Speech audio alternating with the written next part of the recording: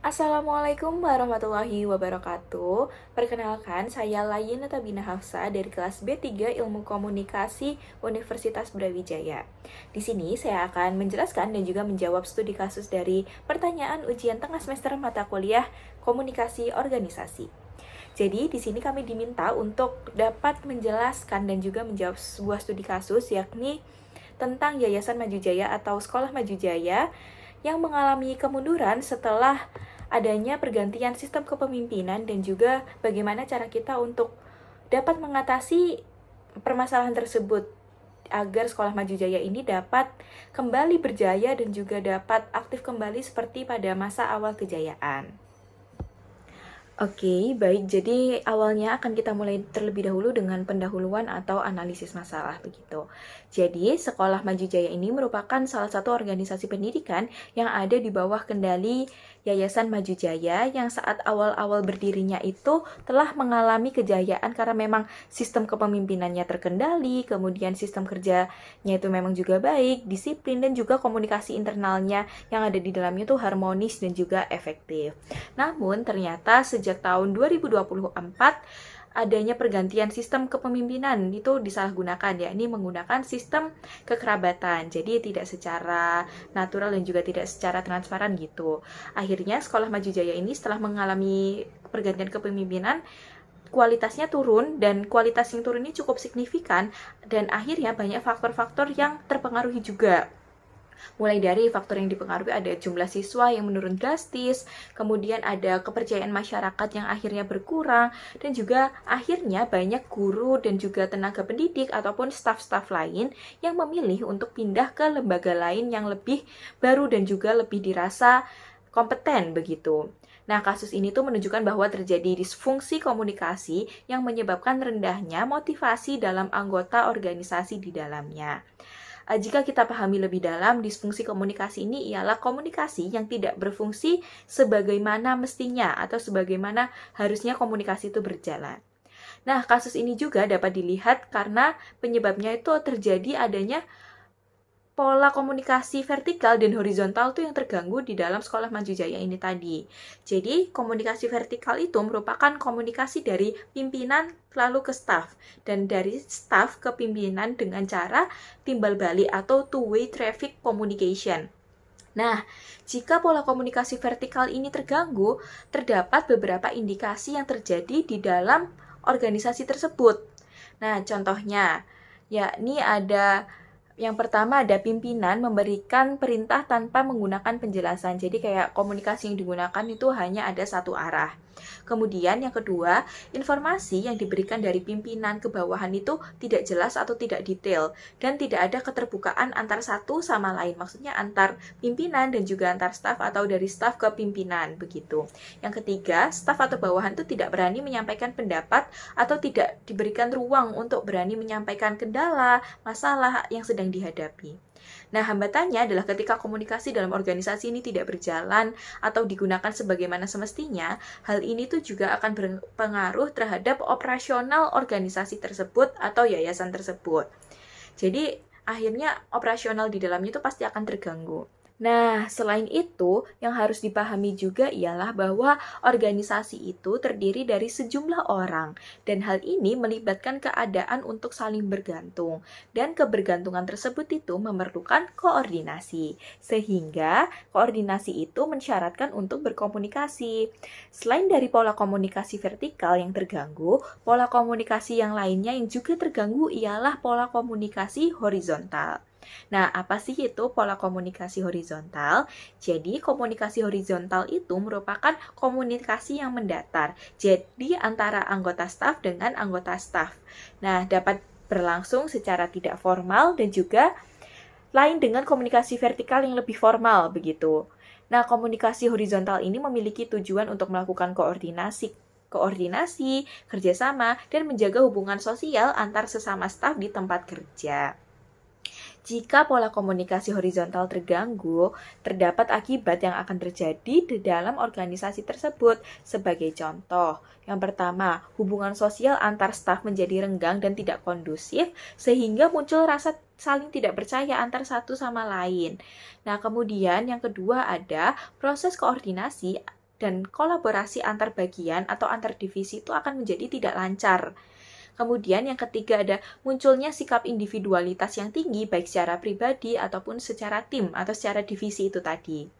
Akibat dari terganggunya pola komunikasi ini ialah dalam sekolah Maju Jaya, anggota organisasinya itu akan menjadi kehilangan aliran informasi yang sehat. Yang seharusnya itu aliran informasinya sehat, dapat dipercaya begitu. Akhirnya juga sering muncul salah paham yang menyebabkan konflik. Nah, jika telah terjadi konflik terus-menerus, akhirnya ada penurunan motivasi serta kinerja oleh para anggota organisasi.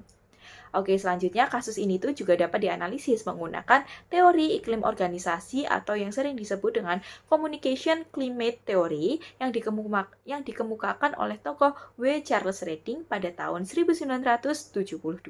Menurut Reading itu sendiri, iklim organisasi adalah suasana emosional dalam organisasi yang berkembang berdasarkan seberapa besar perasaan nyaman yang dinikmati oleh setiap anggota organisasi. Nah, menurut Reading, dalam PACE 2002 menerangkan bahwa iklim organisasi itu lebih berperan penting dalam menciptakan suatu organisasi yang efektif. Maka dari itu, keberhasilan suatu organisasi itu dapat diukur melalui iklim yang terbuka, lingkungan yang suportif, dan juga partisipatif. Apabila iklim yang ada di suatu organisasi itu lebih tertutup, tidak transparan, dan penuh tekanan, hal itu tuh akan menjadikan menurunnya kepercayaan antar staf dalam organisasi tersebut. Nah, terdapat 5 aspek penting yang ditekankan oleh tokoh W. Charles Reading itu dalam teori iklim organisasi. Yang pertama ada dukungan atau supportiveness. Seorang staf itu akan memandang hubungan komunikasi dan interaksinya dengan atasannya itu sebagai cerminan nilai saling dukung antar sesama. Sehingga kesadaran tentang makna dan juga kepentingan perannya dari staf itu akan semakin besar. Contoh sederhananya yakni saling bertegur sapa antar atasan dan staf. Hal ini tuh akan memunculkan rasa dihargai sebagai staf, dan staf itu akan merasa keberadaannya itu dihargai loh dan berharga bagi organisasi tersebut. Kemudian yang kedua ada pembuatan keputusan partisipatif. Nah, semua karyawan dan juga staf itu yang ada di dalam organisasi setidaknya harus diajak untuk berkomunikasi dengan atasan, sehingga mereka itu dapat berkonsultasi dengan atasannya terkait dengan apabila ada kendala, kemudian apabila terdapat masalah yang harus diselesaikan. Jadi, para staf ini juga dilibatkan dalam proses pembuatan keputusan dan juga penentuan tujuan organisasi tersebut. Nah, kemudian yang ketiga ada kepercayaan. Setiap anggota organisasi itu harus berusaha keras untuk menjaga hubungan, karena di dalamnya itu terdapat nilai-nilai kepercayaan dan juga keyakinan yang didukung oleh pernyataan dan tindakan yang harus bebas dari segala bentuk manipulasi. Kemudian yang keempat adanya keterbukaan. Nah, perlu adanya keterbukaan dalam berkata maupun mendengarkan oleh setiap anggota organisasi baik dalam komunikasi formal ataupun informal, kecuali pada informasi yang bersifat rahasia. Kemudian yang terakhir ada tujuan kinerja. Nah, tujuan kinerja yang tinggi, setiap anggota organisasi itu harus menunjukkan suatu komitmen terhadap tujuan-tujuan untuk berkinerja tinggi, berproduktivitas tinggi, kemudian pekerjaan yang dilakukan akhirnya juga akan menghasilkan kualitas yang tinggi. Strategi perbaikan komunikasi untuk Sekolah Maju Jaya. Jadi, strategi komunikasi yang dapat dilakukan yakni ada pembenahan dan penerapan komunikasi dua arah. Adanya perubahan kepemimpinan terutama dari hubungan saudara tentunya itu akan membuat iklim organisasi tersebut berubah total, dan juga para staf dan juga para guru ataupun tenaga pendidik juga harus melakukan adaptasi lagi dengan pola kepemimpinan yang baru.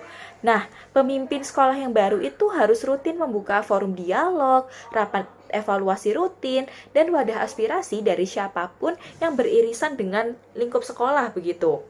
Apabila pimpinan telah menerapkan mekanisme komunikasi secara terbuka, maka staf itu tidak akan merasa tertekan atau segan untuk menyampaikan masalah dan kendala yang ada di dalam organisasi tersebut. Kemudian yang kedua ada memperkuat pola komunikasi horizontal. Nah, yang tadi sempat kita mention bahwa pola komunikasi horizontalnya itu kan bermasalah. Jadi di sini dapat diperkuat untuk sebagai strategi komunikasinya. Nah, selain komunikasi antar atasan dan staf, komunikasi antar para staf itu juga harus diperkuat demi mencapai tujuan organisasi. Hal ini tuh juga dapat diperkuat melalui kolaborasi dan juga kerjasama tim yang baik. Dengan melakukan rapat koordinasi lintas bidang atau lintas divisi, juga dapat mempererat hubungan kerja dan memperbaiki arus informasi secara informal. Kemudian yang ketiga ada menggunakan strategi komunikasi yang persuasif dan juga empatik. Nah, dua hal ini tuh akan menjadi perpaduan yang sempurna dan saling melengkapi untuk memperbaiki kasus sekolah Maju Jaya. Jadi komunikasi persuasif ini adalah cara berkomunikasi yang memiliki tujuan untuk mempengaruhi sikap, pendapat, dan perilaku orang lain secara implisit dan juga tanpa paksaan. Jadi tidak secara terang-terangan begitu dan tidak dipaksa. Nah, dalam komunikasi persuasif itu tidak bermaksud untuk memerintah, tetapi untuk mendorong seseorang supaya dapat bertindak sesuai dengan pesan yang disampaikan. Adapun cara-cara yang dapat dilakukan untuk komunikasi persuasif ini adalah sebagai contoh. Yang pertama, ada langsung memberikan contoh secara nyata dan bukan memerintah begitu. Kemudian yang kedua ada memberikan pemahaman dan menjelaskan alasan pada setiap keputusan yang diambil. Yang ketiga, ada menggunakan kata-kata yang positif dan juga harus meyakinkan. Apabila kita implementasikan, ini contohnya gitu ya, untuk sekolah Maju Jaya ke depannya.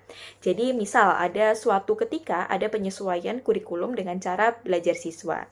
Nah, alih-alih menggunakan kalimat misalkan, guru pengajar harus langsung menggunakan metode belajar yang baru mulai minggu depan.